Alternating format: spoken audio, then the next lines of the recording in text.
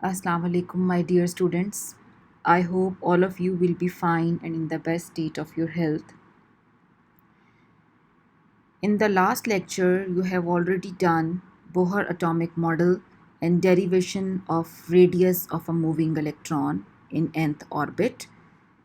Today, we are going to discuss energy of an electron moving in the nth orbit. Before proceeding towards our lecture today, I will like to summarize some very important points of Bohr atomic model which you have already done in your previous lecture. Electrons can only have specific energy values. हम ये कहते हैं कि जो Bohr atomic model है उसमें quantized energy values होती हैं. क्वांटाइज्ड एनर्जी वैल्यूज़ का मतलब है that the energies are fixed, energies are specific. Like for example, अगर आपका एक इलेक्ट्रॉन N1 E1 एनर्जी वाले ऑर्बिट में मूव कर रहा है और एक इलेक्ट्रॉन आपका E2 वाले एनर्जी ऑर्बिट में मूव कर रहा है, तो E1 और E2 की वैल्यूज़ के बीच में कोई भी वैल्यू पॉसिबल नहीं होगी. Electrons can only have specific energy values, quantized energy values. Secondly, जब आपका इलेक्ट्रॉन एक शेल से एक एनर्जी लेवल से दूसरे एनर्जी लेवल पे मूव करेगा, तो in that case the electron has to lose energy or absorb energy. Light is emitted as electron moves from one energy level to a lower energy level, and light is absorbed if an electron is moving from low to higher energy level. यानी अगर excitation हो रही है तो light absorb होगी और अगर D excitation हो रही है तो लाइट इमिट होगी. This is a pictorial representation of a Bohr hydrogen atom. आपने जब रेडियस की डेरिवेशन की थी तो उसमें भी आपने एक हाइड्रोजन एटम ड्रॉ किया था. यहाँ पर मैं आपको बताती चलूँ कि बोहर की जितनी भी डेरिवेशंस हैं वो हाइड्रोजन एटम के ऊपर हैं. बोहर का एटॉमिक मॉडल हाइड्रोजन एटम पे बेस करके बनाया गया था. Hydrogen atom is one of the simplest atom और इसके अंदर एक ही इलेक्ट्रॉन है जो रिवॉल्व कर रहा होता है आउटर मोस्ट में, यानी it is only applicable on one electronic system. ये सारी बातें आपने प्रीवियस लेक्चर में ऑलरेडी देखी हैं. आज जो हमने चीज़ डिस्कस करनी है वो है कि हम इसी हाइड्रोजन एटम की बोहर की थ्योरी के अकॉर्डिंग हम एनर्जी का रिलेशन कैसे डिराइव करेंगे. सबसे पहले आप ये देख लें कि एक इलेक्ट्रॉन है that is revolving around the nucleus around a circular path eight a distance of radius r. यहाँ पर आपको मैंने बताया था कि ये जो इलेक्ट्रॉन रिवॉल्व करता है सर्कुलर पाथ पे, तो एक सेंट्रीफ्यूगल फोर्स है that is responsible for the circular motion of the electron. दो चीज़ें हैं, एक centrifugal force and the other thing is the attractive force between the positively charged nucleus and the outermost electron. तो ये दोनों forces आपस में बैलेंस्ड होती हैं. That's why the electron is compelled to move in a circular path around the nucleus, positively charge nucleus. Last lecture में आपने radius of electron की डेरिवेशन की थी और ये उसका रिलेशन है. Just to remind you people that the radius of a moving electron is equal to epsilon naught n square h square divided by e square pi m. Epsilon naught is the permittivity constant and its value is 8.85 into 10 raised to the power minus 12. N is the principal quantum number. Principal quantum number means it is the shell number. Quantum numbers detail से हम अपने next lecture में study करेंगे. यहाँ पर आप n का इतना तारुफ याद रखिए कि n is the number of energy level, n is the shell number in which the electron is moving. h is the Planck's constant and its value is 6.673 into 10 raised to the power minus 34 joule second. E is the charge on electron, pi is 3.14 and m is the mass of electron. So you must be familiar with all these values कि ये किसकी representation है. Okay. Derivation of energy of an electron in an orbit. The total energy of the electron moving in an orbit will be the sum of the potential and kinetic energy. Total energy, it is equal to kinetic energy and potential energy. Kinetic energy is due to the motion of the electron. As you know that electron is moving around a circular path, so the energy possessed by the electron will be kinetic energy due to its motion.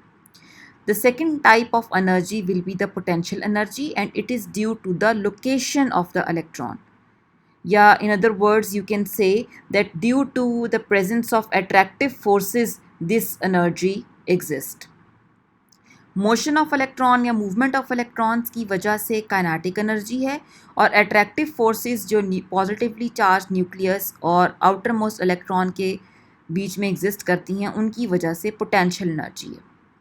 अब आप इनकी values put करेंगे. As you people already know that kinetic energy is equal to half mv². तो आपने ये इसकी value लगाई, plus potential energy का फॉर्मूला है -ze² over 4 pi epsilon naught r. This is the relationship of potential energy of a electron moving in the circular path. आप इसको इसी तरीके से मेमोराइज कर लेंगे. प्रीवियस बुक्स में इसकी डिस्क्रिप्शन थी कि पोटेंशियल एनर्जी से आप ये वाला रिलेशनशिप कैसे डिराइव करेंगे या कैसे ये रिलेशनशिप आ जाता है. उसमें कुछ मैथमेटिकल इंटीग्रेशन के स्टेप्स इन्वॉल्व हैं जिनसे आप अभी फेमिलियर नहीं हैं. सो दैट्स वाई आपकी बुक में भी ये इसी तरीके से है, तो आप भी इसको इसी तरीके से लर्न करेंगे कि पोटेंशियल एनर्जी का फॉर्मूला है -ze² over 4 pi epsilon naught r. Keep this thing in your mind that m is the mass of electron, v is the velocity, e is the charge on electron, z is the atomic number or number of protons, 4 pi is 3.14, epsilon naught is the permittivity constant, and r is the radius, जिसकी derivation हमने अभी previous lecture में cover की थी. आपने ये brackets open करनी है और आपका रिलेशन बन जाएगा total energy is equal to half mv² plus minus हो जाता है ze² over 4 pi epsilon naught r. आप इस इक्वेशन को लेबल कर लेंगे ताकि हमें आगे आसानी हो. Okay, as you know already कि यहाँ पर आपने पोटेंशियल एनर्जी का जो साइन है उस पर अगर आपने गौर किया तो it is shown with the negative sign. ठीक है, तो अभी हमने ये डिस्कस करना है कि Y the potential energy of electron is negative. इसी तरीके से जो टोटल एनर्जी इलेक्ट्रॉन की आएगी अभी हम डिराइव करेंगे वो भी नेगेटिव होती है. तो ये सारी बातें हम डिस्कस करेंगे फॉर अ 2 ऑब्जेक्ट सिस्टम. अब हमारे पास 2 सिनेरियोज हैं. अगर आपके पास 2 ऑब्जेक्ट्स हैं and they are repelling each other, उनकी नेचर ये है कि वो एक दूसरे को रिपेल करते हैं, और फिर भी आप उन दोनों को एक दूसरे के करीब लेके आना चाह रहे हैं, when you are trying to move them towards each other, तो आपको क्या करना पड़ेगा? ज़बरदस्ती करनी पड़ेगी. मीन्स कि आपको वर्क डन करना पड़ेगा, इनपुट ऑफ एनर्जी देना पड़ेगा. तो that is the potential energy will B positive in this case. Second scenario है कि इफ़ द 2 ऑब्जेक्ट्स जो आपने लिए हुए हैं वो अगर अट्रैक्ट कर रहे हैं, तो फिर अगर आप उन दोनों के एक दूसरे की तरफ लेकर आएंगे तो आपको कोई वर्क डन नहीं करना पड़ेगा. In other words the potential energy of the 2 object system it will decrease और स्टेबिलिटी की तरफ जाएगी. यानी आपने ये बात याद रखनी है कि रिपल्शन में आपकी पोटेंशियल एनर्जी पॉजिटिव है. You need to do some work in order to move them towards each other. और जब आप अट्रैक्ट कर रहे हैं वो दोनों ऑब्जेक्ट्स, तो उस सिनेरियो में आपकी potential energy it will decrease. इन 2 अजाम्पशंस जो सिंपल अजाम्पशंस हैं, इनको माइंड में रखते हुए अब हम अपने करंट सिनेरियो पे, यानी जो मूविंग इलेक्ट्रॉन है उसकी पोटेंशियल एनर्जी की साइन कन्वेंशन डिस्कस करेंगे. Potential energy of electron when we bring the electron towards the nucleus. अब आपको ये पता होना चाहिए कि यहाँ पर जो 2 ऑब्जेक्ट्स हैं उन वो एक नेगेटिवली चार्ज इलेक्ट्रॉन है और दूसरा पॉजिटिवली चार्ज न्यूक्लियस है. इनके दरमियान कौन सी फोर्स है? Force of attraction. अब आप जब इन दो इलेक्ट्रॉन को इन्फिनिटी से लेकर आ रहे हैं एट अ डिस्टेंस आर, यानी जो हमने स्टार्ट में फिगर देखी थी तो मैंने आपको कहा था कि the electron is moving at a distance r. तो अगर आप इन्फिनिटी से यानी far away from the nucleus से अगर आप उसको एट अ डिस्टेंस आर लेकर आ रहे हैं तो क्या चेंजेस आएंगी? अब ये जहन में रखें कि जब वो इलेक्ट्रॉन आपका इनफाइनाइट डिस्टेंस पे था, इन्फिनिटी पे था, तो आपका पोटेंशियल एनर्जी ज़ीरो होगा। Why the potential energy will be zero in that case? क्योंकि अट्रैक्शन कोई नहीं हो रही, electron is far away from the nucleus, so due to no attractive forces the potential energy will be zero. अब अगर आप उसको लेकर आ रहे हैं from an infinite distance at a distance of r, तो फिर क्या होगा? The potential energy will start decreasing, क्योंकि अभी हमने पिछली स्लाइड में ये एग्जाम्पशन पढ़ी है कि जब आपके पास दो बॉडीज़ अट्रैक्ट कर रही होती हैं तो पोटेंशियल एनर्जी स्टार्ट्स डिक्रीजिंग। अब इलेक्ट्रॉन की पहले पोटेंशियल एनर्जी इनफाइनाइट डिस्टेंस पे ज़ीरो थी, जब आप उसको एट अ डिस्टेंस आर लेकर आएंगे तो potential energy will start decreasing. तो ज़ीरो से लेस वैल्यू क्या होगी? ऑफ कोर्स नेगेटिव होगी। तो that's why the potential energy of the electron is negative inside the atom at a distance of r. अब है kinetic energy of electron. Kinetic energy है electron की due to the movement of electron, and kinetic energy can never be negative, क्योंकि आपको पता है कि kinetic energy के एक्सप्रेशन में वेलोसिटी का स्केयर कर रहे हैं आप, और जब किसी भी नेगेटिव चीज़ का या कुछ भी स्केयर होता है तो वो पॉजिटिव बन जाती है। और जब आप इन दोनों का सम करेंगे टोटल एनर्जी फाइंड आउट करने के लिए, पोटेंशियल प्लस काइनेटिक, तो हमारे पास ओवरऑल सम भी नेगेटिव आएगा। Why? Because the potential energy is negative. तो दो चीज़ें यहाँ पर नेगेटिव हैं, एक पोटेंशियल एनर्जी और एक टोटल एनर्जी।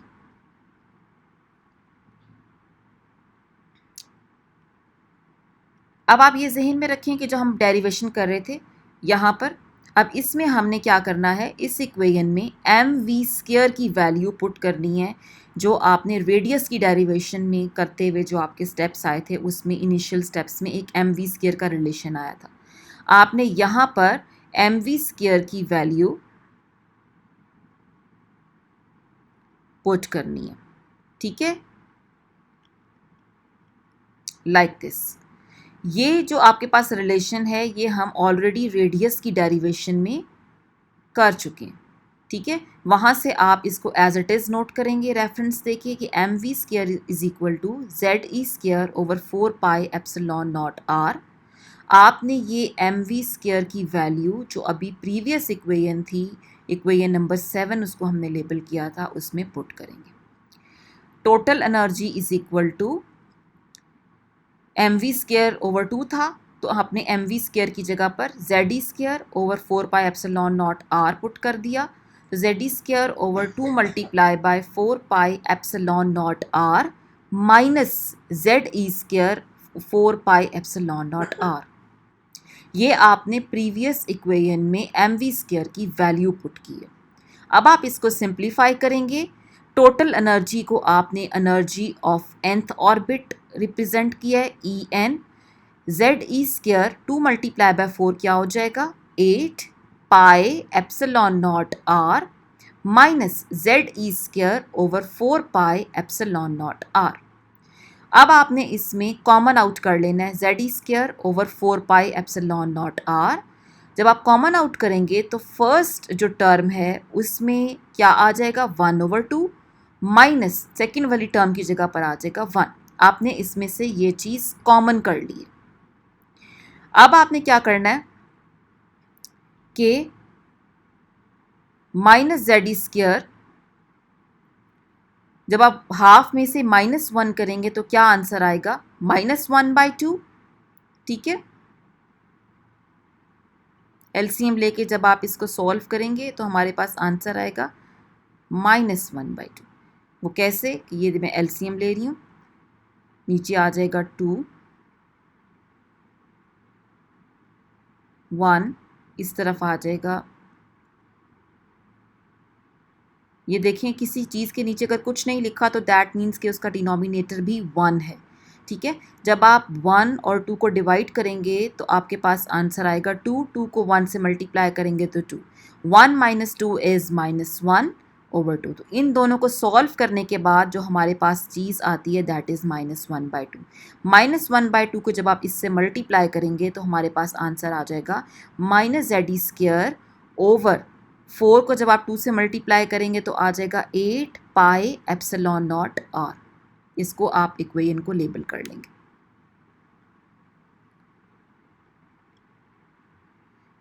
अब आपने क्या करना है, यहाँ पर जो इक्वेशन है इसमें आर आ रहा है, आपने इस आर की वैल्यू, ये आर क्या था, रेडियस, जो हमने प्रीवियसली डिराइव किया था और मैंने आपको इस प्रेजेंटेशन के बिल्कुल फर्स्ट या सेकंड स्लाइड में आपको बताया भी था कि रेडियस का क्या रिलेशनशिप है जो हमने डिराइव किया। वो रेडियस की जो वैल्यू है वो आप यहाँ पर पुट कर देंगे रेडियस की जगह पर। ε0n²h²/z² ये फॉर्मूला था। जब आप उसको यहाँ पर रेडियस की जगह पर पुट करेंगे तो इसका डिनोमिनेटर ऊपर चला जाएगा। और अब आपने इसको सिंप्लीफाई करना है, -z multiply by z is z², e² e4 हो जाएगा और ये पाई इस पाई से काट हो जाएगा, m/8ε0ε0ε0² n²h²। So this will be the relationship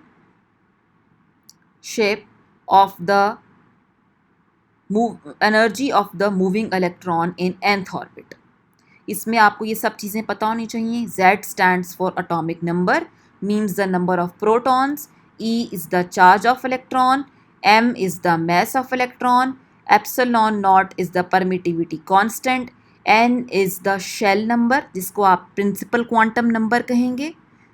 अगर आपका इलेक्ट्रॉन शेल नंबर 1 में मूव कर रहा है, फर्स्ट शेल में मूव कर रहा है तो तब n की वैल्यू 1 है। अगर आपका इलेक्ट्रॉन सेकंड शेल में मूव कर रहा है तो n की वैल्यू 2 होगी एंड सो ऑन।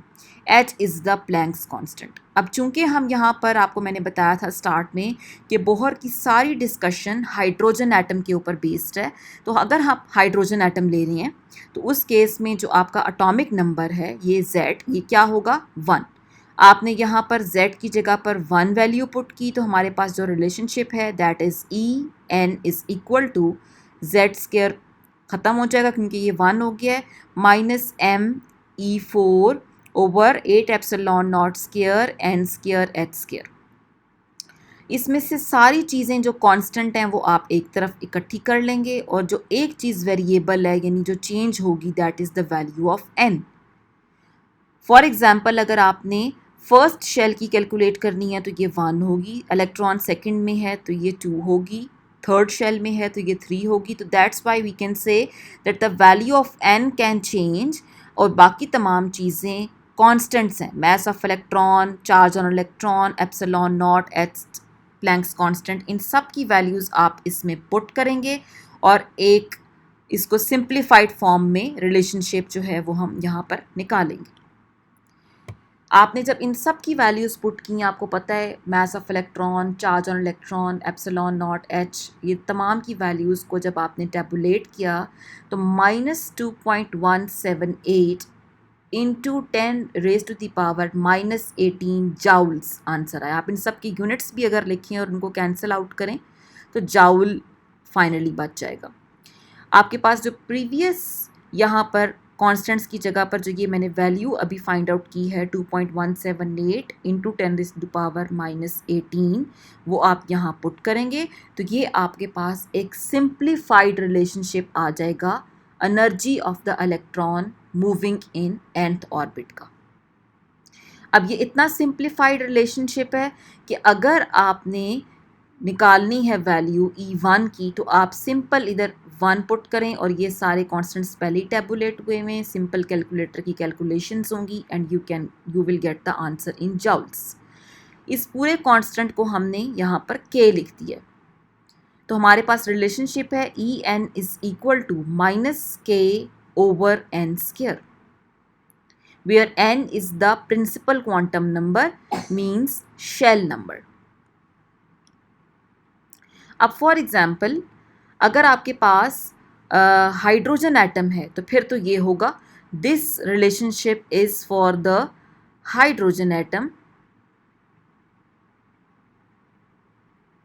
और अगर आपके पास कोई ऐसा एटम है जो हाइड्रोजन के अलावा है, यानी वन इलेक्ट्रॉन सिस्टम होना चाहिए, जैसे हीलियम आयन, हीलियम का वैसे एटॉमिक नंबर 2 है, लेकिन अगर आप उसमें से एक इलेक्ट्रॉन निकाल देंगे तो उसकी बिल्कुल इलेक्ट्रॉनिक कन्फिग्रेशन हाइड्रोजन की तरह हो जाएगी, हाइड्रोजन की तरह वो वन इलेक्ट्रॉन सिस्टम बन जाएगा।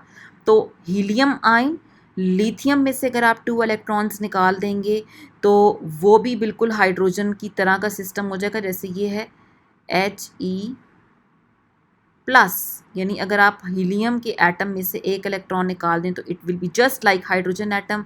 अगर आप लिथियम में से 2 इलेक्ट्रॉन रिमूव कर दें तो it will be just like hydrogen atom.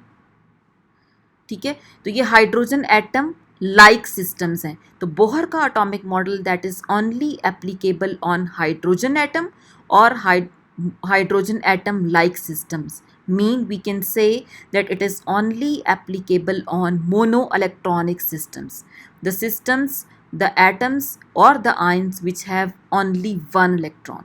तो इन सब के पास क्योंकि 1 इलेक्ट्रॉन है, सो इन सब के ऊपर आप ये रिलेशनशिप एप्लीकेबल कर सकते हैं। मगर इसमें ये बात जहन में रखनी है आपने कि अगर हाइड्रोजन एटम की कैलकुलेशंस आती हैं, कोई भी आपको न्यूमेरिकल दिया जाता है जिसमें हाइड्रोजन एटम का जिक्र है, तो आपकी एनर्जी का रिलेशनशिप ये होगा। अगर आपके पास ये हीलियम आयन, लिथियम आयन या कोई और अदर देन हाइड्रोजन एटम आता है तो उस सूरत में आपने यहाँ पर Z² लगाना है। आपको याद होगा कि हमने हाइड्रोजन एटम के लिए प्रीवियस स्लाइड्स में यहाँ पर Z² को Z को 1 किया था क्योंकि एटॉमिक नंबर हाइड्रोजन का 1 है। लेकिन अगर आप हीलियम ले रहे हैं, आप लिथियम ले रहे हैं, तो उस केस में Z will not be equal to 1। Atomic number आपने उन पर्टिकुलर एलिमेंट्स का पुट करना होगा। ठीक है, तो आपके पास यहाँ पर 2 रिलेशनशिप्स आएंगे। One is En is equal to -2.178 into 10⁻⁻18 1/n² joules. और अगर आपके पास अदर देन हाइड्रोजन एटम्स हैं, हाइड्रोजन एटम लाइक सिस्टम है, तो फिर उस सूरत में आप यहाँ पर ऊपर न्यूमिरेटर में Z² पुट करेंगे, -2.178 into 10⁻⁻18 Z²/n² joules. Total energy of the electron is negative. अब आप यहाँ पे देखें तो टोटल एनर्जी का आया है sign that is also negative. इसकी क्या इम्पोर्टेंस है, सिग्निफिकेंस है, हमने प्रीवियस स्लाइड में मैंने आपको बड़ी डिटेल से डिस्कस किया था कि पोटेंशियल एनर्जी क्यों नेगेटिव है और टोटल एनर्जी क्यों नेगेटिव है। अब हम यहाँ पर total energy of the electron is negative को थोड़ा सा देखेंगे। नेगेटिव साइन क्या शो कर रही है, डिक्रीज इन द एनर्जी, और इसका मतलब यही है कि वो अट्रैक्ट हो रहा है electron towards the nucleus, electron is bound to the nucleus, that's why. और यही आपको बताया था कि जो आपका इलेक्ट्रॉन है वो अगर न्यूक्लियस के बाहर है, सेपरेट है न्यूक्लियस से, तो उसका जो पोटेंशियल है दैट इज़ 0। और अगर आप उसको वहाँ से लेकर आ रहे हैं closer to the nucleus, then it will start losing energy, और जब ये एनर्जी लूज़ करेगा तो ऑफ कोर्स 0 से कम वैल्यू हमेशा नेगेटिव होगी। तो that's why the total energy of the moving electron will be negative. अब आपने ये जो वैल्यूज़ आई थी, पहले रिलेशनशिप डिराइव किया था En is equal to -k/n², that was in joules, यानी वो यूनिट्स थे जाउल्स। अगर हम चाहते हैं कि हम यही एनर्जी किलो जाउल्स पर मोल में कन्वर्ट कर लें, तो देन आपने पर मोल में कन्वर्ट करने के लिए क्या करना होगा, मल्टीप्लाई बाय एवोगैड्रोस नंबर, ये इसको पर मोल में कन्वर्ट करेगा। और जाउल को किलो जाउल में कन्वर्ट करने के लिए आपने नेक्स्ट स्टेप में 1000 से डिवाइड करना पड़ेगा। In order to convert joule into kilojoule, you need to divide the value with 1000। अब आपने सिंप्लीफिकेशन करनी है इन दोनों की, तो हमारे पास आंसर आएगा 1313.315 multiply by 1/n² kilo joule पर मोल। अब ये जो रिलेशनशिप आपके पास आया है, ये किलो जाउल्स पर मोल में एनर्जी देगा आपको। तो depending upon the question, if you are given कि आपने जाउल्स में वैल्यू निकालनी है, तो जो पहले हमने रिलेशनशिप डिस्कस किया है -2.178 इंटू 10⁻⁻18 1/n², वो वाली वैल्यू पुट करेंगे। और अगर आपसे कहा जाता है कि आपने किलो जाउल पर मोल में वैल्यू कैलकुलेट करनी है, तो ये आपके पास जो है वो आंसर आएगा, ये रिलेशनशिप आएगा। यहाँ पर नेगेटिव साइन भी आएगा। Total energy of the electron is negative. अब चूंकि हम हाइड्रोजन एटम डिस्कस कर रहे हैं, सबसे पहले प्रायोरिटी हमारी हाइड्रोजन एटम है, तो हम कह सकते हैं कि ये वाली जो एनर्जी है 1313.315, ये हाइड्रोजन एटम के 1.008 ग्राम एटम्स के लिए, मींस के 1 मोल के लिए, ये 1 मोल के लिए हमने कैलकुलेशंस की हैं।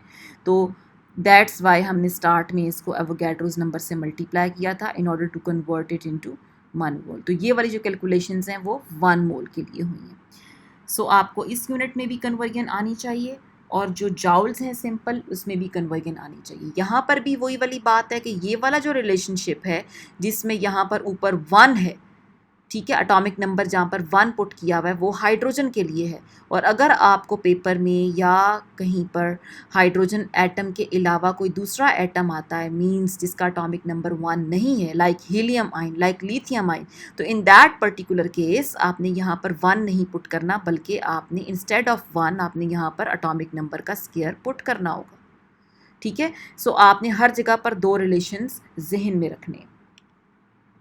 अब यहाँ पर उन्होंने आपको E1, E2, E3, E4, E5 calculate करके दिखाए हुए हैं, यानी फर्स्ट 5 एनर्जी लेवल्स आपने हाइड्रोजन एटम के लिए कैलकुलेट करनी है, एनर्जी की values in kilo joules per mole. तो आपने -1313.315 1/n² का फॉर्मूला लगाना है। n की जगह पर आप ये quantum number, principal quantum number, shell number की वैल्यू पुट करेंगे और आप सिंपली कैलकुलेशंस करके आंसर निकालेंगे। तो वी कैन से कि जो आपकी सबसे फर्स्ट एनर्जी लेवल है that is n is equal to 1, वो हाइड्रोजन एटम के लिए ग्राउंड स्टेट है, और बाकी तमाम जो ये एनर्जी की वैल्यूज़ हैं they are all excited states. या like you can see over here, this is the ground state, n is equal to 1, वही सेम एनर्जी की वैल्यूज़ यहाँ पर प्लॉट की हैं। ऊपर जाते जाते एनर्जी गैप कम होता चला जा रहा है, और उन्होंने n is equal to 2, n is equal to 3, n is equal to 4 और n इज़ इक्वल टू 5 की वैल्यूज़ भी बताई हैं।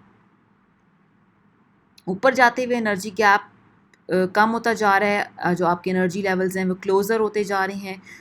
रीज़न इज़ द शील्डिंग, कि आपको पता है कि फ़र्स्ट में तो शील्डिंग नहीं होगी, लेकिन जो ऊपर जाते जाएंगे तो ये अंदर वाले जो शेल्स हैं, इनर शेल्स हैं, they will protect the outer shells from the attractive force of the nucleus, और एज अ रिज़ल्ट जो है वो ये क्लोज़र होते जाएंगे।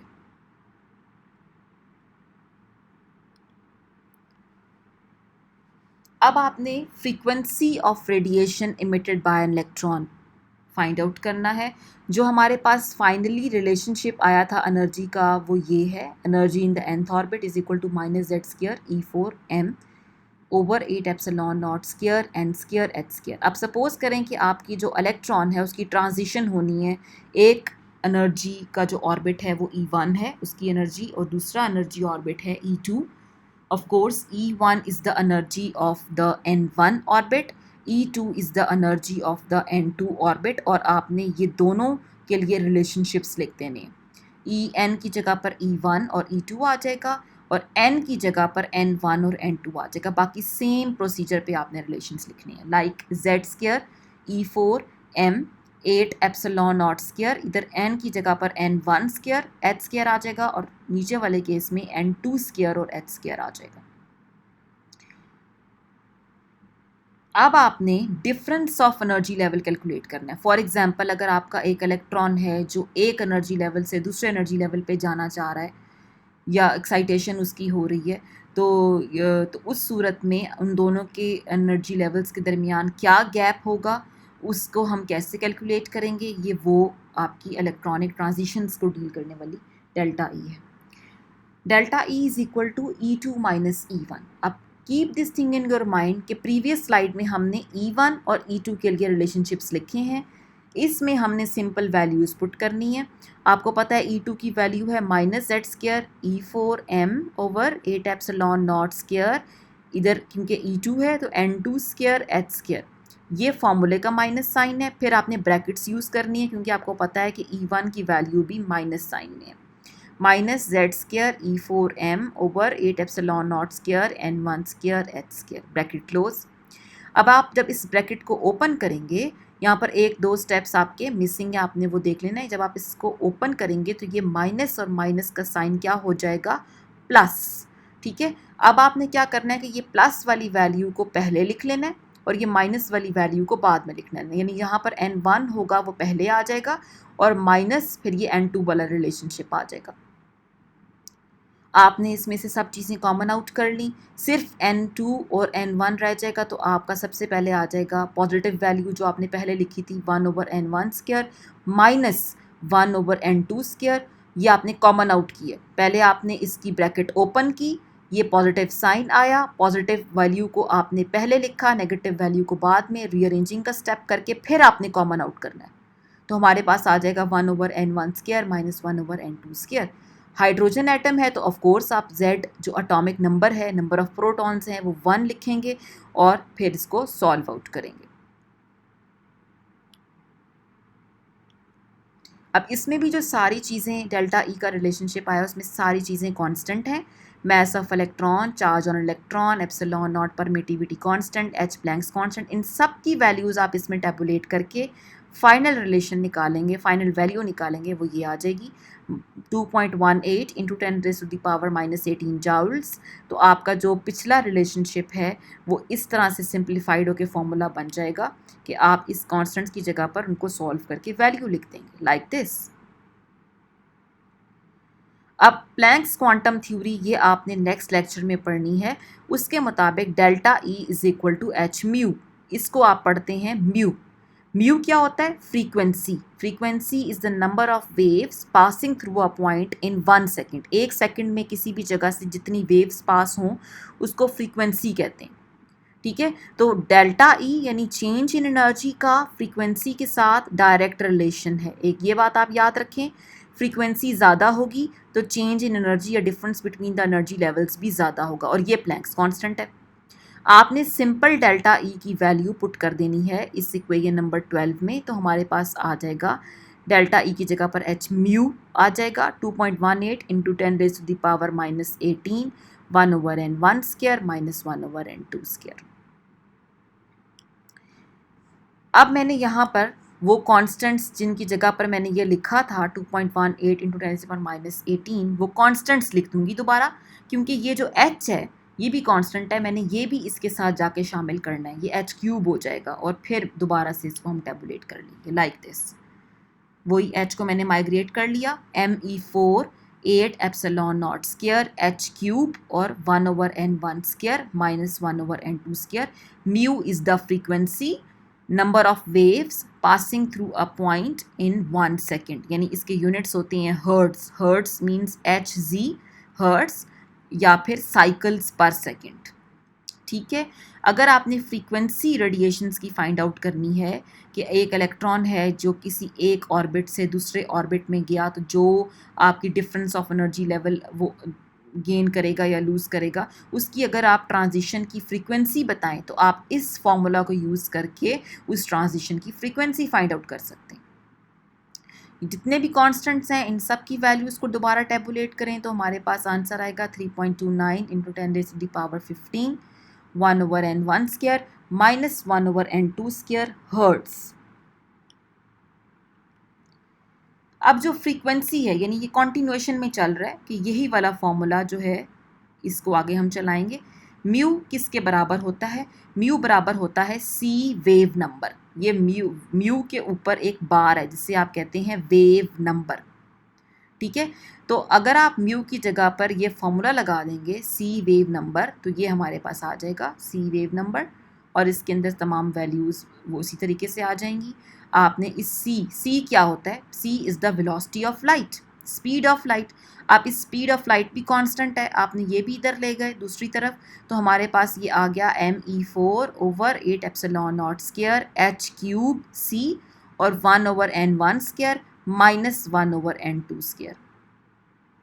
तो अगर आपने कोई भी ट्रांजिशन है और इलेक्ट्रॉन एक एनर्जी लेवल से दूसरे एनर्जी लेवल पे गया है, तो जो ट्रांजिशन है उसका वेव नंबर फाइंड आउट करना है, तो you can use this relationship. अब आपके पास जितने कांस्टेंट्स हैं उन सब को अगर आप यहाँ पर पुट करें, mass of electron, charge on electron, permittivity constant, Planck's constant, speed of light, तो आपका एक नया कांस्टेंट बन जाता है जिसे आप कहते हैं रेडबर्ग्स constant, and it is represented by capital R, और इसकी वैल्यू है 1.09678 इंटू 10⁻⁷ पर मीटर। ठीक है, तो आपने इसको सब्स्टिट्यूट कर दिया आर से, और रेडबर्ग कांस्टेंट की वैल्यू आपको याद होनी चाहिए क्योंकि न्यूमेरिकल्स में ये अगर आएंगे तो यू मस्ट नो इट। अब जो रेडबर्ग का फॉर्मूला है, ये वाला फॉर्मूला हाइड्रोजन एटम के लिए, क्यों? क्योंकि इसमें Z आपको नज़र नहीं आ रहा, Z आपने 1 सपोज किया हुआ है। फॉर एग्जाम्पल, अगर आपको कोई हाइड्रोजन एटम के अलावा हीलियम आयन, लिथियम आयन वाले किसी केस का न्यूमेरिकल आ जाता है, तो keep this thing in your mind कि उस सिचुएशन में आपने यहाँ पर R के साथ Z² भी मल्टीप्लाई करना है, यानी उस पर्टिकुलर एलिमेंट का एटॉमिक नंबर भी यहाँ पर पुट करना है। रेडबर्ग फार्मूला, ये वही रेडबर्ग फार्मूला है जो अभी हमने किया, बस इसमें चेंज ये है कि वेव नंबर बच्चों it is equal to inverse of wavelength 1/λ। Lambda क्या होती है? It is the wavelength. तो अगर आपने वेवलेंथ निकालनी है तो आप वेव नंबर की जगह इनवर्स ऑफ वेवलेंथ लिख देंगे क्योंकि ये इसके बराबर होता है। तो हमारे पास जो इक्वेशन बन जाती है that is the Rydberg formula. और रेडबर्ग फार्मूला ये wavelength of the photon find out करने के लिए, यानी जब आपके इलेक्ट्रॉन्स की ट्रांजिशंस होती हैं from one energy level to the other, तो आप वेवलेंथ फाइंड आउट कर सकते हैं इससे। ये देखिए, wave number is equal to 1/वेवलेंथ। रेडबर्ग कांस्टेंट की वैल्यू लिखी हुई है, Z is the atomic number, और ये Z आपने कब पुट करना है? जब आपके पास ऑफ कोर्स हाइड्रोजन एटम के अलावा कोई है। Integers where N2 is greater than N1, N2 की वैल्यू N1 से ग्रेटर होगी। अब यहाँ पर हमारे पास कुछ प्रैक्टिस प्रॉब्लम्स हैं जो आपकी एक्सरसाइज की सॉल्व एग्जांपल्स हैं। Calculate the energies of N1 for helium ion and for lithium ion. अब ये ही चीज़ आपकी यहाँ पर होगी कि फॉर्मूला तो आपने ये डिराइव किया और ये हाइड्रोजन एटम के लिए है। जब आपके पास Z1 नहीं होगा, जैसे हीलियम आयन के लिए Z2 है, लिथियम आयन के लिए Z3 है, तो आपने उस पर्टिकुलर केस में इस फॉर्मूले के साथ Z² जो है वो ऊपर न्यूमरेटर में ऐड करना है, मल्टीप्लाई करना है, यानी K के साथ। Z की वैल्यू 2 है, 2 का स्क्वायर मल्टीप्लाई बाय K/1²। आप इसमें वैल्यूज टेबुलेट करके आंसर निकालेंगे। This will be the energy in joules. इसके बाद आपके पास नेक्स्ट है लिथियम आयन के लिए अगर आपने एनर्जी निकालनी है तो Z² की जगह पर 3 का स्क्वायर आ जाएगा, because the atomic number of lithium is 3। और फर्स्ट एनर्जी लेवल निकालना है N1, तो आपकी वैल्यू 1 है और इसको टेबुलेट करेंगे तो this will be your answer. Next है how much energy is required to make the electron of hydrogen atom to jump from n is equal to 2 to n is equal to 4। अब ये आपका जो relationship है यहाँ पर जो use हो रहा है दैट इज़ डेल्टा ई। यहाँ पर DE लिखा हुआ है but it is basically delta e. इसको बुक में भी ठीक कर लीजिएगा। Delta e is equal to K 1/N1² minus 1/N2²। आपके पास जो फाइनल है, यानी जहाँ पर इलेक्ट्रॉन ने जाना है वो N2 है, और जहाँ से इलेक्ट्रॉन ने जंप किया है दैट इज़ N1। तो N1 is the initial value of N, N2 is the final value of N, और फिर आप इसके अंदर वैल्यूज़ पुट करेंगे। N1 की जगह पर 2 का स्क्वायर और N2 की जगह पर 4 का square, and then you will calculate the answer. और K की वैल्यू आपकी है 2.178 × 10⁻⁻18 जूल्स। वैल्यूज़ पुट करेंगे और आंसर निकालेंगे। यहाँ पर हर जगह पर माइनस साइन ऑफ कोर्स उस रिलेशनशिप में था, तो ये आप इधर लगाएंगे। ये सॉरी, K की वैल्यू में माइनस साइन है, इसको इधर रहने दें। तो ये यहाँ पर ओवरऑल जो है ना आपके पास माइनस साइन इस वैल्यू के साथ आएगा। Next numerical, what is the energy of a electron. ये आपका अदर देन बुक है, लेकिन of course it is very much relevant to your course. आपकी ट्रांजिशन हो रही है इलेक्ट्रॉन की n इज़ इक्वल टू 3 से n इज़ इक्वल टू 1। आपने ये बताना है कि इलेक्ट्रॉन इमिट करेगा एनर्जी या एब्जॉर्ब करेगा, और एक्सप्लेन भी करना है। आप ये देखें कि आपका हायर एनर्जी लेवल से जब लोअर एनर्जी लेवल पर आ रहा है तो of course it will be emitting energy. ठीक है, अब आपका डेल्टा ई आपने निकालना है कि कितनी एनर्जी उसने इमिट करनी है। आर की वैल्यू लगाई, n1 की वैल्यू मैंने आपसे कहा था इनिशियल जहाँ से वो अपना सफ़र स्टार्ट करेगा, इनिशियल वो आपका n1 कहलाएगा। ठीक है, और जहाँ पर उसका जर्नी कंप्लीट होगा that will be the n2, या आप इसको n2 कह लें या फाइनल कह लें। इसमें वैल्यूज़ पुट करेंगे, आप इसको सॉल्व आउट करेंगे, this will be your answer. Calculate the energy of electron in the third orbit of hydrogen atom. Simple, मैंने ये फॉर्मूला यहाँ पर लगाया, यहाँ पर z की जगह पर 1 पुट किया है और n की जगह पर 3 पुट किया है और कैलकुलेशंस की हैं, तो आंसर आएगा 2.42 इंटू 10⁻⁻19 जूल्स। अच्छा, अब आपने ionization energy of hydrogen atom भी आप कैलकुलेट कर सकते हैं इसी डेल्टा ई के फॉर्मूले से। आयोनाइजेशन एनर्जी क्या होती है? आयोनाइजेशन एनर्जी ये है कि जो आउटर मोस्ट में इलेक्ट्रॉन रिवॉल्व कर रहा है उसको आप n is equal to infinity पे ले जाएं, यानी इतना इन्फिनिटी पे ले जाएं कि वो इलेक्ट्रॉन जो है वो न्यूक्लियस उसको अट्रैक्ट ना कर रहा हो। ठीक है, तो अगर आपने आयोनाइजेशन एनर्जी कैलकुलेट करनी है बाय यूजिंग द बोहर्ट्ज़ फार्मूला, तो आप यही वाला जो रेडबर्ग कांस्टेंट वाला डेल्टा ई का फार्मूला था, आप वो वाला रिलेशन निकालें और लिखेंगे। उसके अंदर यहाँ पर आर लिखा हुआ है, लेकिन आपकी बुक में इसको हमने यहाँ पर के करवाया था। के की वैल्यू और n1 की वैल्यू 1 है और n2 आपने कहाँ लेके जाना है उसको, इन्फिनिटी। n1 की वैल्यू 1 कैसे है? क्योंकि आप हाइड्रोजन एटम कर रहे हैं, तो आपको पता है कि हाइड्रोजन एटम में जो ग्राउंड स्टेट है, जो इलेक्ट्रॉन सबसे उसमें प्रेजेंट है, वो n इज़ इक्वल टू 1 होता है। तो आपने 1 ओवर उसको फिर इन्फिनिटी तक लेके जाना है। 1 over infinity is equal to 0। ठीक है, आपने 1 माइनस 0 तो 1 आ गया, तो this will be the ionization energy of the hydrogen atom. अब ये जाउल्स में आई है, if you want to convert it into kilo joules per mole, तो आपने दो काम करने हैं। पर मोल में कन्वर्ट करने के लिए you need to multiply with Avogadro's number, और किलो जाउल्स में कन्वर्ट करने के लिए you need to divide by 1000। तो ये दो काम करने के बाद आपका जो ये आंसर आ जाएगा 1312 किलो जॉल पर मोल। मीन्स कि इतनी एनर्जी आपको सप्लाई करना पड़ेगी in order to remove the electron from the ground state of hydrogen atom. That's all for today. I hope you must have understood the lecture well. There is a home assignment for you all. Derive a relation for calculating the energy of electron moving in nth orbit. Calculate the energy of electron of a hydrogen atom in the orbit for which the value of n is equal to 3. Total energy of a moving electron is negative. Why? Calculate the energies of first 5 orbits of helium ion. Thank you. Stay home. Stay safe.